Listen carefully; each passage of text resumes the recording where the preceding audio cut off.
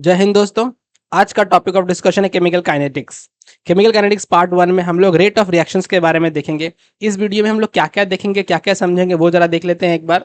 Chemical reactions में क्या है? केमिकल रिएक्शंस में हम लोग देखेंगे अगर मेरे पास कोई केमिकल रिएक्शन है तो उस केमिकल रिएक्शन से मैं क्या क्या एक्सपेक्ट कर सकता हूँ। फॉर एग्जाम्पल, वो रिएक्शन फिजिबल है या नहीं है, कितना एक्सटेंट ऑफ द रिएक्शन हो रहा है, क्या स्पीड है। उसके बाद हम लोग देखें कौन कौन से केमिकल रिएक्शंस हैं जिनकी हम लोग काइनेटिक स्टडी कर सकते हैं और कौन कौन से की रिएक्शन का स्टडी करना पॉसिबल नहीं है और क्यों नहीं है वो भी देखेंगे। What is average rate of reaction, instantaneous rate of reaction, calculation कैसे करते हैं, ग्राफिकल रिप्रेजेंटेशन क्या है वो देखेंगे।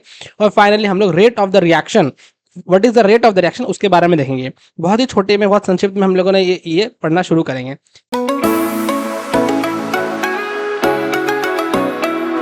Suppose we have a chemical reaction A plus B goes to C plus D.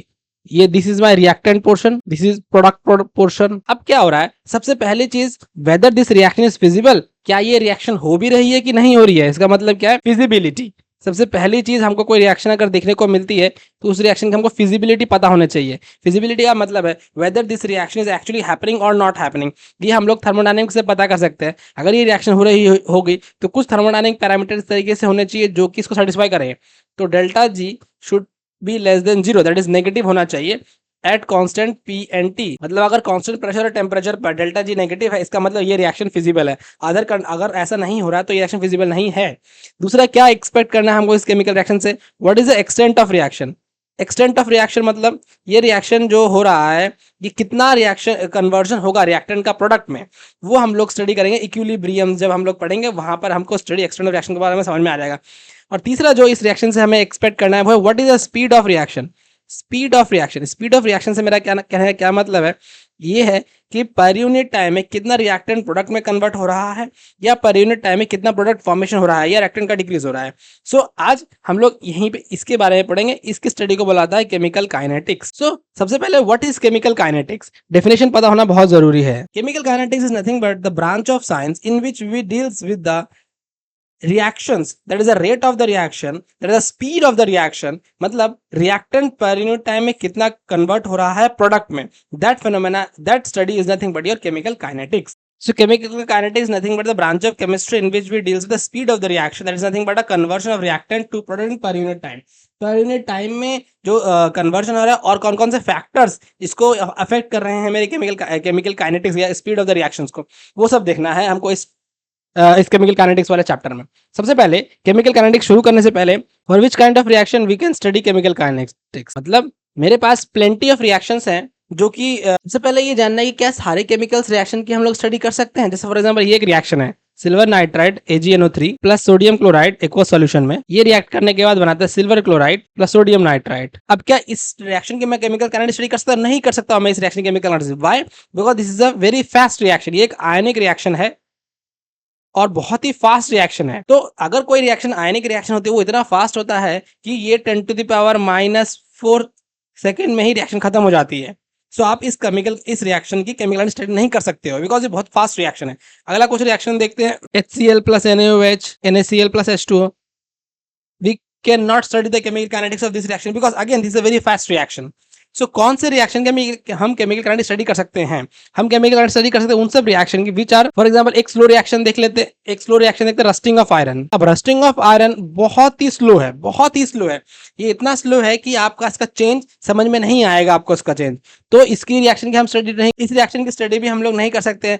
हमारे पास कुछ पर्टिकुलर रिएक्शंस है जो ना तो बहुत फास्ट होती है ना बहुत स्लो होती है, जो बीच में होती है, जिसका टाइम अकरिंग टाइम 1 मिनट से ज्यादा होता है। उन सब रिएक्शन का हम स्टडी कर सकते हैं। फॉर एग्जांपल मेरे पास एक रिएक्शन है डिकम्पोजिशन ऑफ नाइट्रोजन पेंटाऑक्साइड का डिकम्पोजिशन। नाइट्रोजन पेंटाऑक्साइड डिकम्पोजिशन आप स्टडी कर सकते हो बिकॉज ये ना तो फास्ट रिएक्शन है ना तो स्लो रिएक्शन है।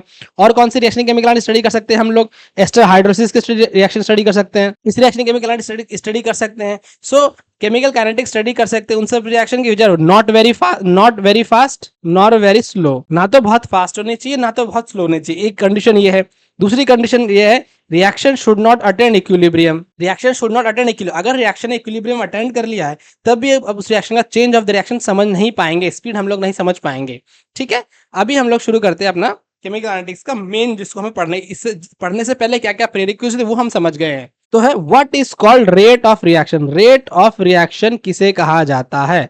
Rate of reaction, for example if R goes to P, reactant product में convert, rate of reaction is nothing but the change in concentration of reactant per unit time. मतलब per unit time में concentration of reactant का change देखना या concentration of product का change देखना, उसी को बोला जाता है rate of the reaction. For example let start like this, R goes to P है, तो suppose at time t equal to t1 जब था तो r का वैल्यू था r1, और जब time t equal to t2 हो गया तब r का वैल्यू हो गया r2।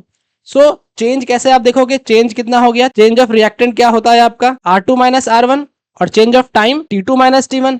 तो what is the rate of the reaction? Rate of the reaction is actually rate of reaction is equals to minus r2 minus r1 by t2 minus t1। इसको हम इस तरीके से लिख सकते हैं, minus delta r by delta t, this is nothing but you are called as average rate of the reaction। इसी को हम लोग बोलते हैं average rate of the reaction. Why the minus sign? Because with course of time, जैसे जैसे time बढ़ता चला जाएगा रिएक्टेंट का कॉन्सेंट्रेशन कम होगा और प्रोडक्ट का कॉन्सेंट्रेशन बढ़ता चलेगा। सेम तरीके से अगर प्रोडक्ट के रिस्पेक्ट में लिखता हूं, अगर प्रोडक्ट के रिस्पेक्ट में अगर रिएक्शन को लिखा जाता है, at time t is equal to t1, p का वैल्यू हो गया p1, at time t is equal to t2, p का वैल्यू हो गया p2। तो चेंज अगर रेट के रिस्पेक्ट में आप अगर लिखते हो, रेट इज इक्वल टू, अब क्या है, with due course of time product का कंसेंट्रेशन बढ़ेगा, तो P2, तो आपको यहाँ पर नेगेटिव वैल्यू देने की जरूरत नहीं है। This is called as average rate of the reaction. So अगर हम थोड़ा आपके लिए प्रिसाइज कर देंगे तो average rate of reaction is equals to minus delta R by delta T, और इन टर्म्स ऑफ, ये रिएक्टेंट के टर्म्स में हो गई, और अगर आपको इन टर्म्स ऑफ प्रोडक्ट लिखना है तो आप इसको इस तरह से लिख सकते हो, delta p by delta t। This first one is average rate of reaction in terms of reactant, this second one is average rate of reaction in terms of product। ठीक है, सो आप ये समझ चुके हैं, ठीक है, क्योंकि with course of time concentration of reactant decrease हो रहा है। सो यही चीजें हम जरा ग्राफ के रिस्पेक्ट में समझते हैं, ग्राफ के रिस्पेक्ट में समझते हैं। ये मेरा था r goes to p, time हो गया इधर, इधर है कंसंट्रेशन ऑफ r। सो जब टाइम का वैल्यू 0 था तब r का कंसंट्रेशन बहुत ज्यादा था, तो r का कंसंट्रेशन यहां पर था। जैसे जैसे टाइम बढ़ता चला गया, जैसे जैसे टाइम बढ़ता चला गया, इस तरफ इधर से आर का कंसंट्रेशन कम होता चला गया। ठीक है, ये हो गया। अब सेम चीज अगर मैं क्या बोलते हैं, सेम चीज अगर हम लोग रिएक्टेंट के रिस्पेक्ट में लिखें तो कैसे दिखेगा, ये प्रोडक्ट कंसंट्रेशन हो गया, दैट टाइम, जब टाइम का वैल्यू 0 तब कंसंट्रेशन प्रोडक्ट 0 था, धीरे धीरे बढ़ता चला गया, धीरे धीरे बढ़ता चला गया। ठीक है, सो अभी अगर आपको एवरेज रेट निकालने का क्या मतलब है, एवरेज रेट जो मैं निकाल रहा हूं रिएक्शन का, इसका मतलब टाइम, ये t1 टाइम हो गया, इस t1 टाइम पे दिस इज r1। अब मान लो t2 टाइम ये था, t2 टाइम पे r2 का वैल्यू हो गया ये,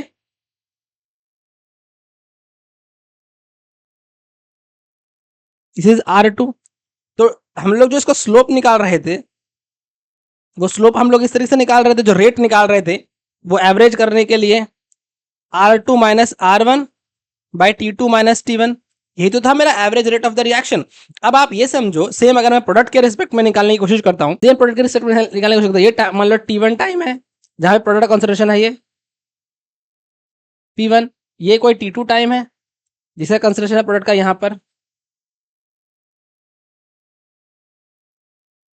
सो स्लोप जो आएगा वही रेट होगा, एवरेज रेट होगी p2 minus p1 by t2 minus t1, this is one average rate. अब आप एक चीज ध्यान से समझो, in order to calculate the average rate we need a very very large time gap. बहुत ज्यादा मुझे टाइम गैप की जरूरत पड़ रही है, we need very large time gap, very large time gap. तो अगर इतना ज्यादा लार्ज टाइम गैप होगा तो हम स्टडी कैसे करेंगे?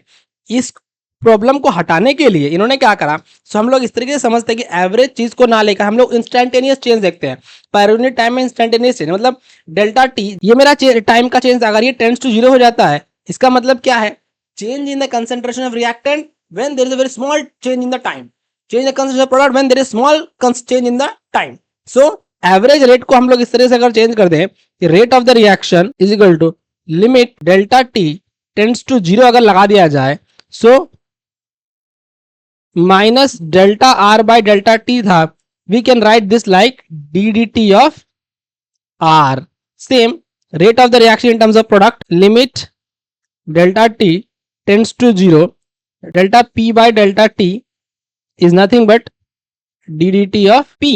ठीक है, so actual rate of the reaction आपका क्या बन गया? For reaction R goes to P, rate is nothing but minus D R by D T is equal to D P by D T. So अब आप ये समझ गए हैं, this is called as instantaneous rate of the reaction. So we understood the calculation of average rate of a reaction from graphical representation. Now अगर आपके पास instantaneous reaction है, for example R goes to P है, आपका reactant हो रहा है, so instantaneous rate of the reaction क्या बन रही थी हमारे? rate is equal to minus dr by dt और which is equal to dp by dt. This is nothing but your instantaneous rate of the reaction. अब इस instantaneous rate of the reaction graphically कैसे हम represent करेंगे? बहुत ही simple है graphical representation. Suppose this is your concentration of the reactant, this is per unit time. So per unit time with time क्या हो रहा है? rate of reaction concentration of reactant is decreasing, so decreasing है, decreasing. और per unit time concentration of product क्या हो रहा है? per unit time concentration of product क्या हो रहा है? वो बढ़ रहा है. so with course of time product का concentration बढ़ रहा है. so जो इसका जो slope अगर आप निकालोगे किसी भी एक particular point पे, इस particular point पे slope निकालोगे, this slope will give you the this. Here suppose you are getting slope here, this slope will give me the this. So अगर आपके पास graphical question आता है जहां पे slope is nothing but a tan theta, so slope निकालने वाला जो होगा वहां से हम लोग कर सकते हैं. We have a, अब हम लोग हर एक reaction A goes to B नहीं होगा ना. Let us suppose we have the reaction, multiple reaction involving different kind of stoichiometry. A plus B reaction goes to C plus D. ये reaction equilibrium इसने attend नहीं किया है. अभी हम पढ़े हैं अगर इक्विलिब्रियम कोई रिएक्शन अटेंड कर जाता है तो उस रिएक्शन की स्टडी हम केमिकल काइनेटिक्स स्टडी नहीं कर सकते हैं. तो reaction should not approach towards the equilibrium. इसका अगर सिंपल रेट लिखा जाए तो रेट ऑफ रिएक्शन क्या हो जाएगा? हम लोग अलग अलग चीज के रिस्पेक्ट में लिख सकते हैं. अगर मैं एक रिस्पेक्ट लिखूँ तो minus one by a d a by D T is equals to minus one by b dB by dt is equals to 1 by c dc by dt is equal to 1 by d ddt of d. तो अलग अलग तरीके से हम लोग एक reaction का rate लिख सकते हैं. लेट अस टेक एक लाइव एग्जांपल के साथ समझते हैं. डिकम्पोजिशन नाइट्रोजन पेंटाऑक्साइड N2O5 का डिकम्पोजिशन होने के बाद बनता है NO2 प्लस ऑक्सीजन. ठीक है, इसका अगर रेट लिखना हो मुझे तो रेट लिखूंगा मैं minus d D T of N2O5 is equals to 1 by 2 ddt of concentration of NO2 ddt of concentration of O2. so मैं रेट को with respect to decrease in concentration of reactant study कर सकता हूँ, with respect to increase in concentration of any one of the product study कर सकता हूँ मैं. तो हम रेट को अलग अलग तरीके से लिख सकते हैं. now what will be going to the unit of rate of the reaction? अब rate of the reaction की यूनिट क्या होगी? अभी rate of the reaction क्या हो रहा है? एक्चुअली क्या हो रहा है? R goes to अगर P हो रहा है so rate is nothing but your minus D R by D T. Minus तो छोड़ दो. अब आर क्या है? आर है कॉन्सेंट्रेशन ऑफ रिएक्टेंट. रिएक्टेंट की कॉन्सेंट्रेशन की यूनिट क्या होती है? Moles per litre. और टाइम की यूनिट होती है second. So what will the unit of the rate of the reactant? Moles per litre per second. This is going to be the unit of rate of the reaction. Now बहुत सारे problems इस तरीके से आते हैं कि वो लोग बोलते हैं हम लोग यूनिट को लीटर में नहीं डेसीमीटर में करेंगे. So 1 litre is equal to 1 decimetre cube. So अगर यही सेम चीज हो जाएगी moles decimetre cube per second. So moles per decimetre cube per second. ये यूनिट तब इस्तेमाल होगी जब when we are using the concentration in terms of moles per litre. But what will be the unit when we are using for gas phase reactions? Gas phase reaction अगर मान ली हो रही है, गैस फेज रिएक्शन का मतलब है क्या? Reactant आपका गैस फेज में. उस केस में क्या यूनिट होगा? उस केस में यूनिट क्या होगा? R गोस टू P हो रहा है. So rate is equals to minus 1 by ddt of partial pressure of R. What is the P? R partial pressure of R. क्योंकि अगर हमारा गैस का स्टडी करते हैं तो गैस में कंसंट्रेशन का मतलब उसका पार्शियल प्रेशर होता है. What is the unit of partial pressure? Atmosphere. So rate का यूनिट क्या हो जाएगा? एटमॉस्फेयर पर सेकेंड. सो अब आप रेट का यूनिट अलग अलग तरीके से समझ चुके हैं. सो फ्रेंड्स आज के लिए इतना ही. अभी हम लोग नेक्स्ट वीडियो में पढ़ेंगे रेट लॉ के बारे में, केमिकल बॉन्डिंग. सो फ्रेंड्स आज के लिए इतना ही. अभी हम लोग अपने next video chemical kinetics part 2 में पढ़ेंगे रेट लॉ के बारे में. तो बने रहिए प्रशांत शास्त्री के साथ. Thank you.